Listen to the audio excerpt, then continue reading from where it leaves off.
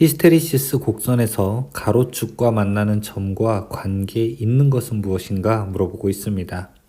이렇게 히스테리시스 곡선이 있게 되면 히스테리시스 곡선의 가로축은 우리가 자기장의 세기고 세로축은 자속 밀도가 되는데요. 가로축과 만나는 점은 바로 여기죠. 자속 밀도가 0이 되는 지점. 이것을 우리가 보자력이라고 합니다. 횡보종잔 그런 말을 쓰게 되죠. 횡보, 가로는 보자력, 종잔, 여기는 세로는 잔류자기 이야기합니다. 답은 1번이 되겠네요. 1A는 몇 쿨롱인가 물어보고 있습니다. Q, 전기량이라고 하는 것은 전류 곱하기 시간이 됩니다. 이때 전류가 1A라고 하는 거고요. 그 다음에 시간, T도 1시간인데 초로 하게 되면 3600초가 됩니다. 따라서 이거는 3600 쿨롱이 될 수 있겠네요. 답은 3번이 되죠. 볼트 암페어는 무엇의 단위인가 물어보고 있습니다. 볼트 암페어라고 하는 것은 전력 중에서 피상 전력의 단위에 해당합니다. 유효 전력은 와트고요. 무효 전력은 바르가 됩니다. 따라서 답은 1번 피상 전력이 됩니다. 정전 용량 10 마이크로페라인 콘덴서 2개를 병렬로 했을 때의 합성 정전 용량은 직렬로 했을 때의 합성 정전 용량보다 어떻게 되는가 물어보고 있습니다. 일단 병렬로 한번 해볼까요? 병렬로 이제 뭘 했다는 게 접속했다는 거겠죠, 그쵸? 10마이크로페라짜리가 2개가 병렬이 돼 있으니까 20이 될 테고요. 그 다음에 직렬로 했을 때는 얼마가 될 겁니까? 5가 되겠죠. 10 나누기 2가 되니까. 그러면은 직렬로 했을 때의 어떻게 됩니까? 직렬로 했을 때보다 몇 배? 4배가 더 늘어나게 되는 거네요. 그렇죠? 답은 4번 4배로 늘어나게 된다. 납축전지의 전해액으로 사용되는 것은 무엇인가 물어보고 있습니다. 이 전해액이라고 하는 것은 이온을 이제 옮겨주는 그런 역할을 하게 되는 거죠. H2SO4가 바로 그 역할을 하게 됩니다. 황산이죠. 답은 1번입니다. 그림과 같이 공기 중에 놓인 2 곱하기 10의 마이너스 8승 쿨롱의 전하에서 2m 떨어진 점 P와 1m 떨어진 점 Q와의 전위차는 어떻게 되는가 물어보고 있습니다. 2m 떨어진 점 P, 자, 여기를 얘기하는 거죠. 그러니까 스타트는 이 맨 첫 번째 점이 되는 거고요. 그 다음에 여기 P점과 Q점, 즉 P점과 Q점 사이의 두 점 사이의 전위차를 물어보고 있어요. 자, 그러면은 저는 일단 여기 Q점에서의 전위부터 한번 보도록 할게요. VQ의 전위는 바로 9 곱하기 10의 9승에 지금은 Rm 떨어진 점의 전위를 물어보게 되는데요. 전위는 R분의 Q 이렇게 계산을 합니다. 그러면은 9 곱하기 10의 9승 그 다음에 R값 거리가 1m고요. 그 다음에 Q값은 2 곱하기 10의 마이너스 8승이 되겠네요. P값 계산하게 되면은요, 이 P값은 VP라고 하면은 9 곱하기 10의 9승 역시 R분의 Q 이렇게 계산을 할 수 있고요. 자, 이때는 값이 9 곱하기 10의 9승이고 R값이 2m가 되죠. 2m분의 2 곱하기 10의 마이너스 8승이 됩니다. 자, 이거 계산하게 되면은 90V가 나오고요. 이거 계산하게 되면은 약 180V가 나옵니다. 여기는 90V고, 즉 P값은 90V고, 그 다음에 PQ값은 180V니까 둘 차이는 몇 볼트? 90V만큼 차이가 나겠네요. 답은 90V, 2번이 답이 됩니다. 어떤 사인파 교류전압의 평균값이 191V이면 최대값은 얼마가 되는가 물어보고 있습니다. 원래 평균 값이라고 하는 것이 최대 값에다가 곱하기 0.637을 한 것 아니겠습니까? 그러면은 최대 값이라고 하는 것은 어떻게 나오게 될까요? 이거는 평균을 0.637로 나눈 것과 같겠죠. 지금 평균값이 191이라고 했으니까 이것을 0.637로 나누게 된다면 우리가 최대값 알 수 있을 테고요. 그 값은 약 300V가 나오게 될 거니까 답은 3번이 됩니다. 델타 결선 시 VL 성간전압, VP 상전압, 선전류, 상전류의 관계식으로 옳은 것은 어떻게 되는가 물어보고 있습니다. 자, 이렇게 되어 있는 게 델타 결선인데요. 일단 델타 결선일 때 전압은 같죠. 여기 상전압과 그 다음에 선간 전압은 같게 되죠. 따라서 VL과 VP가 같은 것을 찾으면 됩니다. 2번이 같고요. 그 다음에 4번이 같게 되네요. 다음에 선전류와 상전류는 어떤 관계가 있습니까? IL이라고 하는 선전류는요, 루트 3에다가 IP를 곱한 것과 같아요. 즉 상전류의 루트 3배가 되는 것이죠. 자, 그러면은 그 값은 여기 이제 2번에서 볼 수 있겠네요. 그쵸? 따라서 답은 어떻게 됩니까? 2번이 답이 되겠네요. 변압기 두 대를 V결선했을 때의 이용률은 몇 %인가 물어보고 있습니다. 우리가 이용률이라고 하는 것은 델타 결선에 비해서 변압기 한 대 용량을 몇 % 사용할 수 있느냐 이 이야기거든요. 변압기를 V결선했을 때는요. 변압기 한 대에 86.6% 0.866만큼 이용할 수 있습니다. 따라서 답은 3번 86.6%가 되죠. 50회 감은 코일과 세교하는 자속이 0.5초 동안에 0.1 웨버에서 0.2 웨버로 변화하였다면 기전력의 크기는 어떻게 되는가? 50회라는 것이 권수 n이고요. 여기가 시간 t, 이쪽도 자속 phi가 됩니다. 그러면 자속 phi는 0.1에서 0.2로 변했으니까 변화량은 0.1만큼 되는 거죠. 기전력 크기 E는 n, 그 다음에 델타 t분의 델타 phi가 될 수 있고요.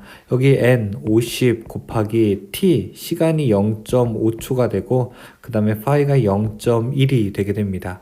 자, 이 값 계산하게 되면은 우리는 10V를 얻을 수 있습니다. 답은 2번에 해당하죠. I1은 8루트의 사인 오메가 t, I2는 4루트의 사인 오메가 t 플러스 180 암페어의 차에 상당한 전류의 시력 값은 어떻게 되는가 물어보고 있습니다. 자, 지금 이 값이 차에 상당하는 것을 물어보고 있잖아요. 자, 어렵게 생각하지 말고 이렇게 우리가 그냥 간단하게 해석하도록 하겠습니다. 여기 지금 위상차가 얼마큼 납니까? 두 개가 180도 차이가 나게 됩니다. 따라서 파형을 만약에 그려보게 되면은 하나가 이런 파형이라면요. 180도 차이가 난다면 다른 파형은 이렇게 차이가 나게 됩니다. 그냥 둘의 시료값 차를 계산하게 되면 됩니다. 하나는 시료값이 8V이고 8A이고 하나는 4A이니까 8-4 하게 되면 둘은 12A만큼 차이가 날 수 있겠죠. 답은 4번에 해당합니다. 재백 효과에 대한 설명으로 틀린 것은 무엇이 될까요? 1번 두 종류의 금속을 접속하여 폐회로를 만들고 접속점에 온도 차이를 주면 기전력이 발생하여 전류가 흐른다. 이거는 이제 맞는 설명이 됩니다. 열 기전력의 크기와 방향은 두 금속점의 온도에 따라서 정해진다. 맞고요. 열전쌍은 두 종류의 금속을 조합한 장치다. 맞게 됩니다. 전자냉동기, 전자온풍기 등이 응용된다. 이거는 전류를 흘렸을 때 온도 변화가 생기는 거. 자, 전류를 흘렸을 때 온도 변화가 생기는 건 뭐죠? 이거는 펠티의 효과죠. 4번은 관련이 없습니다. 4번이 잘못된 설명이네요. 그림과 같은 B사인파의 제3고조파 주파수는 어떻게 되는가 물어보고 있습니다. 전압의 크기가 20V가 되고요. 그 다음에 T 주기가 10ms라고 하게 됩니다. 10ms이면 우리가 주파수를 구할 수 있죠. 주파수는 어떻게 됩니까? T분의 1이 되는 거고요. 주기가 10ms, 10 곱하기 10의 마이너스 3승 분의 1이 된다면 우리가 주파수가 100Hz라고 하는 것을 알 수 있어요. 근데 지금 문제가 3고조파이기 때문에 이것의 3배가 돼야 되는 것이 3고조파죠. 3고조파는 그러면 300Hz가 되겠네요. 답은 몇 번이 될까요? 300Hz로 나와 있는 3번이 답이 될 것입니다. Q1으로 대전된 용량 C1의 콘덴서에 용량 C2를 병렬로 연결할 경우 C2가 분배받는 전기량은 어떻게 되는가 물어보고 있습니다. Q1으로 이게 문제가 여러분 Q1으로 대전된 용량 C1이에요. 이게 무슨 말이냐면은 어떤 콘덴서 하나가 이렇게 있었습니다. 자, 이게 C1이라는 콘덴서인데 이제 대전된 거 전하가 축적됐을 거 아니에요. 그때 전기량을 Q1이라고 하게 되는 겁니다. 이 콘덴서에다가 갑자기 이제 C2를 연결시켰대요. 이렇게 C2라고 하는 애를 갑자기 연결시켰습니다. 그러면은 이 C2가 이 Q1을 조금 나누어서 받겠죠. 이 나누어 받게 될 때 용량은 얼만큼이 되는가 이걸 물어보고 있는 겁니다. 이때는 C2의 용량이 클수록 어떻게 될까요? 더 많은 전기량을 받겠죠. 그쵸? 그리고 Q1이 클수록 더 많은 전기량을 받겠죠. 두 개를 합한 거 C1 플러스 C2 분의 C2에 비례하고요. 그 다음에 전체 Q1을 곱해주면 됩니다. 이렇게 하게 되면은 답은 바로 4번처럼 모양이 됩니다. 반지름 50cm, 권수 10회인 원형 코일에 0.1A의 전류가 흐를 때 이 코일 중심의 자개의 세기 H는 어떻게 되는가 물어보고 있습니다. 반지름이 R이 되고요. 권수는 N이 되죠. 여기는 전류 I가 되는데 우리가 원형 코일이라고 하는 거 이때의 자기장의 세기 H는 이 R분의 NI가 됩니다. 2 곱하기 반지름이 0.5고요. 그 다음에 권수가 10 곱하기 전류가 0.1이 되죠. 이 값은 1A/턴/m가 되니까 답은 1번이 되겠네요. 리액턴스가 15민 코일에 직류전압 100V를 가하였더니 전력 500W를 소비하였다. 이 코일의 저항은 얼마인가 물어보고 있습니다. 리액턴스가 15미라고 이야기했으니까 우리는 자, 이 값을 저항, 전체 저항, 리액턴스라고 일단 보죠. 직류전압 100V를 가했더니 전력 500W를 소비했다라고 이야기하고 있죠. 이것이 이제 P값이 되고 여기가 이제 V값이 되겠네요. 저항은 얼마인가? 근데 저항에서는 그럼 리액턴스가 알 필요가 없겠네요. 그렇죠? 전력에 이미 500W라고 여기 유효 전력, 즉 저항에서 소비된 전력을 얘기했잖아요. 전력이라고 하는 것은 P는 R분의 V제곱 이렇게 우리가 구할 수가 있겠죠. 이렇게 하게 되면 유효 전력을 구할 수 있죠. 그러면은 R은 P분의 V제곱이 되고요. 여기에서 P값은 지금 500W가 되고 V값은 100이 되고 제곱 계산하게 되면은 25으로 놓을 수 있겠네요. 답은 3번이 됩니다. 도체가 자기장에서 받는 힘의 관계 중에서 틀린 것은 무엇인가 물어보고 있습니다. 도체가 자기장에서 받는 힘의 관계 F는 이렇게 계산하죠. B, I, L 사인 세타로 계산할 수 있겠죠. 그러니까 B 자속 밀도에 비례하고요. I 전류에 비례하고 L 길이에 비례하고 사인 세타 각도에 비례하게 됩니다. 여기서 잘못된 것을 골라라 라고 하게 되면은 2번 도체의 길이에 반비례한다라고 되어 있죠. 이 말은 잘못된 거죠. 도체의 길이에 비례하게 됩니다. 자력선의 성질을 설명한 것이다. 옳지 않은 것은 무엇인가? 여기 이렇게 자석 NS가 있을 때 여기서 나오는 이런 선, 보이지 않는 선을 우리가 자력선이라고 부르게 되는데요. 1번 자력선은 서로 교차하지 않는다. 맞는 얘기입니다. 2번에 자력선은 N에서 나와서 S극으로 향한다. 맞는 얘기입니다. 3번에 진공중에서 나오는 자력선의 수는 m개이다? 아닙니다. 진공중에서 나오는 자력선의 수는 가우스 정리에 따라서 뮤 제로분의 m 이렇게 돼요. 따라서 m개가 되는 거는 자소개수가 되는 것이죠. 답은 3번. 이거 잘못된 얘기입니다. 임피던스 1은 12 플러스 J16옴과 임피던스 2는 8 플러스 J24옴이 직렬로 접속된 회로에 전압 200V를 가할 때 이 회로에 흐르는 전류는 어떻게 되는가 물어보고 있습니다. 이 회로에 흐르는 전류를 물어보는데 마지막에 있는 것이 다 이렇게 절대값으로 물어봤기 때문에 이거는 복소수로 계산을 안 해도 된다라고 하는 것을 먼저 알아두시고요.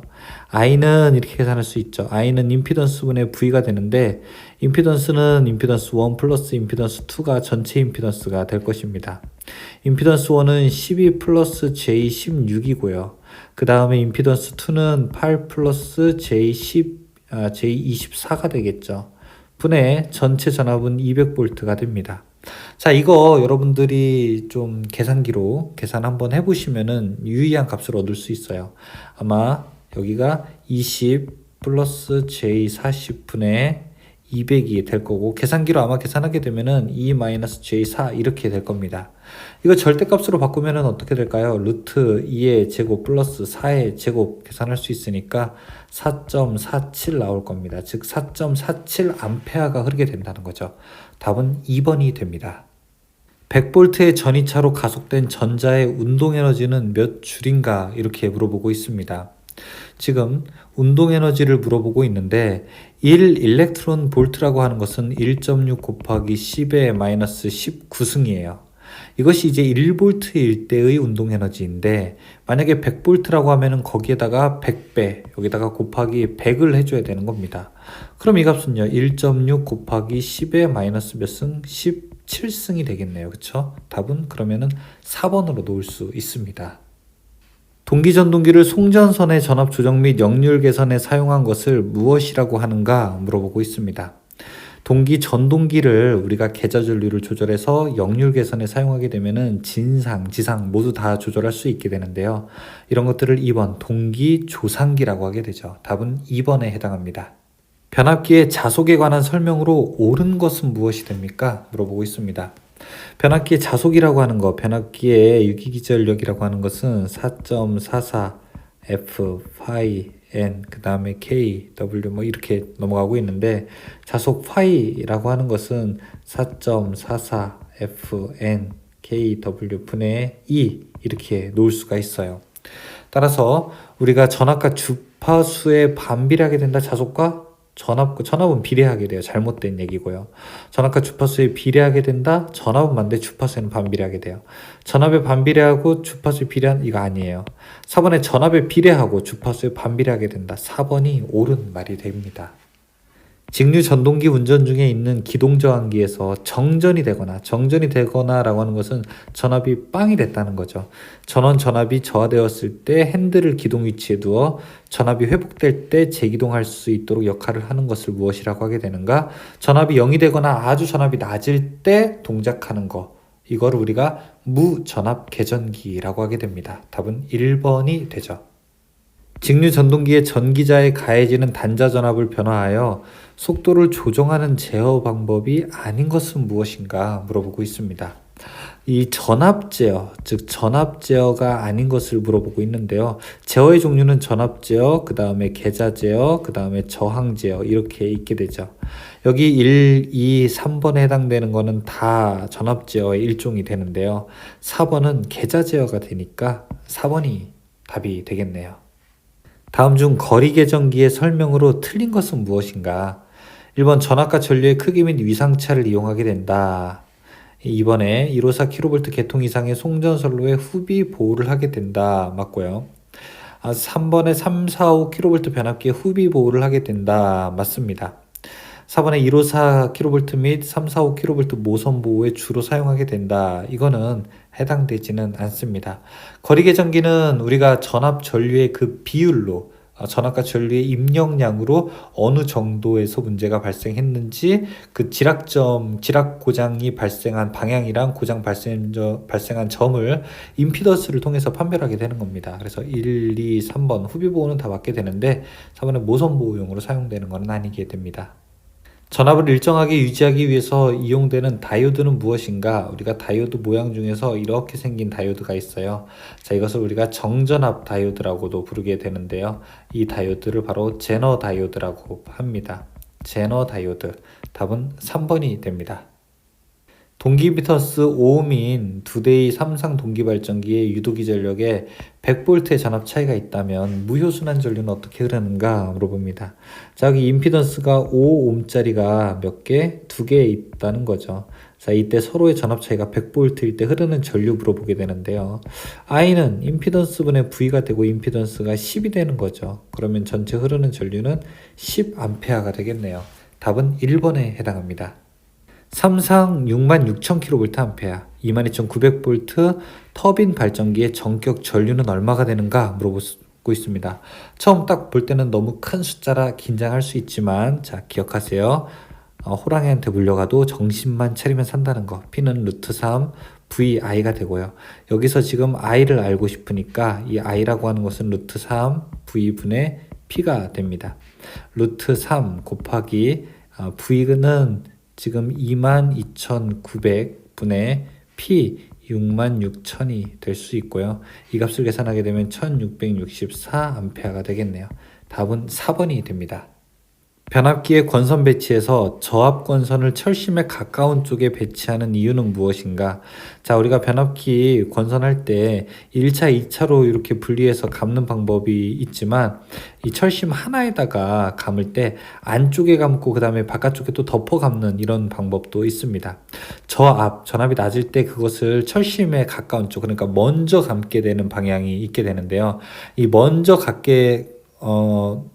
감게 되는 것은 우리가 전압이 뭐라고 해야 되나요? 이 절연 성능을 조금 높이고 그 다음에 철심에 가까운 쪽에서 저압 권선을 가까이 배치하게 되는 것이죠. 그럼 전류가 이제 더 크기 때문에 더 절연적인 측면에서 우리가 이러한 배치를 가지게 됩니다.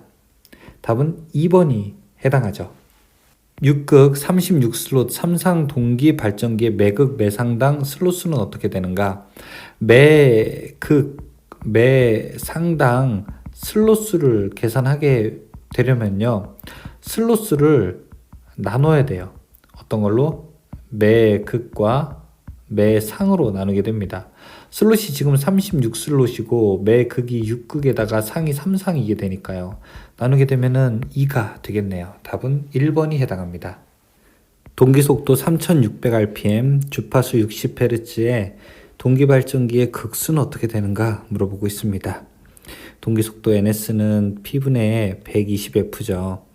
자, 지금 동기속도가 3600이라고 했고 우리는 극수를 모르고 그 다음에 주파수는 60Hz라고 하는 것을 알고 있습니다. 극수가 얼마가 돼야 여기 3600이 나올까요? 66에 36이 될 테니까 여기 극수는 아마 2가 되어야 되겠네요. 답은 1번입니다. 다음 중 2단자 사이리스터가 아닌 것은 무엇일까요? 2단자 사이리스터라고 하는 것은 이렇게 단자가 2개 있는 것, 뭐 예를 들어 다이아 같이 이렇게 하나, 2개 있는 것을 설명하고 있죠. 다이오드도 이렇게 2단자 사이리스터 중에 하나죠. 1번에 SCR이라고 하는 거는 근데 이렇게 다이오드의 단자가 하나 더 있게 되니까 이것은 3단자 사이리스터가 됩니다. 1번은 해당되지 않죠. 유도전동기에 기계적 부하를 걸었을 때 출력에 따라 속도, 토크 효율, 슬립 등이 변화를 나타낸 출력 특성 곡선에서 슬립을 나타내는 곡선은 어느 것인가 물어보고 있습니다. 자, 지금 쭉 보시게 되면은 출력이 늘어남에 따라서 속도, 토크 효율, 슬립이 다 늘어나게 되는데 슬립이 나타나게 되는 것은 천천히 올라가게 되는 것. 자, 이 곡선 4번 곡선이 해당하게 됩니다. 따라서 답은 4번이 되겠네요. 변압기를 운전하는 경우 특성의 악화, 온도 상승에 수반되는 수명의 저하, 기기의 소손 등의 이유 때문에 지켜야 할 정격이 아닌 것은 무엇일까요? 우리가 여러 가지 정격을 잘 지켜야 되는데 정격의 종류에는 전류, 전압, 용량 이런 것들이 있습니다. 하지만 정격 저항이라는 것은 없기 때문에 3번이 답이 되겠네요. 직류 직권전동기의 회전수와 토크와의 관계는 어떻게 되는가 물어보고 있습니다. 직류 직권전동기는 어떻게 돼요? 힘이 아주 세다라고 하는 특징이 있었죠. 직류 직권전동기는 토크가 바로 회전수의 제곱에 반비례하게 됩니다. 따라서 여기 2번의 모양으로 볼 수 있겠네요. 변압기 절연 내력 시험 중에서 권선의 층간 절연을 알고 싶을 때 우리는 권선간, 그 다음에 섹션간, 층간 절연 내력을 확인하기 위한 시험으로서 부분 방전 측정과 병행하게 되는 4번 유도 시험을 하게 됩니다. 직류 발전기에서 전압 정류의 역할을 하게 되는 것을 무엇이라고 하게 될까요? 전압 정류라고 하게 되는 것은 정류작용을 하게 되는 것이죠. 정류작용을 하게 되고 그 다음에 전기자 반작용을 약화시키는 것으로서 우리는 보극이라고 하는 것을 사용하게 됩니다. 직류 복권 발전기의 직권 계좌권선은 어디에 설치되어 있는가 물어보고 있습니다. 직권 계좌권선이라고 하는 것은 우리가 분권 계좌권선과 같은 철심에 설치를 하게 됩니다. 직권이든 분권이든 같이 계좌에 설치하게 되는 것이죠. 가정용 선풍기나 세탁기 등에 많이 사용되는 단상 유도전동기는 어떤 것인가 물어보고 있습니다. 우리가 집에서 사용하는 것 중에서 많이 사용되는 단상 유도 전동기는 기동 토크를 얻는 방법으로서 콘덴서를 사용하게 되는데, 그 중에서 많이 사용되는 것이 바로 영구 콘덴서 전동기가 많이 이용되고 있습니다. 답은 3번이 되죠. 변압기 내부 고장에 대한 보호용으로 가장 많이 사용되는 것은 무엇일까요? 변압기 내부에서 고장 났을 때 우리는 부우울지 개전기나 비율 차동 개전기 혹은 차동 개전기를 사용해서 그 변압기의 정기적 이상이나 기계적 이상을 검출하게 됩니다. 그 중에 해당되는 것은 1, 2, 3, 4 중에 여기 3번 비율 차동 개전기만 있네요. 답은 3번이 됩니다. 금속 덕트 공사에 있어서 전광 표시장치, 출퇴근 표시장치 등 제어 회로용 배선만을 공사할 때 절연전선의 단면적은 금속 덕트 내 몇 % 이하여야 되는가 물어보고 있습니다. 원래 일반적인 경우에는 20%죠. 하지만 지금은 이런 제어 회로용 배선을 넣을 때는 더 많이 넣는 것도 용인하게 됩니다. 50%까지 괜찮습니다. 답은 4번이 됩니다. 주상 작업을 할 때 안전 허리띠용 로프는 허리 부분보다 위로 약 몇 도 정도 높게 걸어야 가장 안전한가? 이 문제는 보지 마십시오. 이 문제는 잘못 나온 문제로서 해당되는 문제가 나왔을 때 1, 2, 3, 4 모두 다 답을 맞도록 처리해 줬습니다. 전항 정답 처리된 문제로서 좋은 문제가 아니고 다시는 나오지 않을 문제가 됩니다. 저압 가공 인입선의 인입구에 사용하며 금속관 공사에서 끝 부분에 빗물 침입을 방지하는 데 적당한 것은, 금속관이 이렇게 위를 향해 있게 된다면 빗물이 여기로 이렇게 들어올 수가 있겠죠. 전선을 따라서 이 금속관의 끝에다가 우리가 샤워 꼭지처럼 아래로 향하는 구멍을 만들어서 전선을 아래서부터 위로 올라가게 만든 이런 구조물을 우리가 엔트런스 캡이라고 부르게 됩니다. 2번에서 그것을 설명하고 있습니다. 옥내 분전반의 설치에 관한 내용 중에서 틀린 것은 무엇인가 물어보고 있습니다. 1번 분전반에서 분기 회로를 위한 배관의 상승 또는 하강이 용이한 곳에 설치한다. 맞고요. 이번에 분전반에 넣는 금속재의 함 및 이를 지지하는 구조물은 접지를 하여야 한다. 맞고요. 3번에 각 층마다 하나 이상을 설치하거나 회로수가 6 이하인 경우 2개 층을 담당할 수 있다. 맞고요. 4번에 분전반에서 최종 부하까지 거리는 40m 이내로 하는 것이 좋다. 최종 부하까지는 우리가 30m 이내로 하는 것이 좋습니다. 답은 4번이 됩니다. 합성 수지제 전선관의 호칭은 관 굵기에 무엇으로 표시를 하게 되는가 물어보고 있습니다.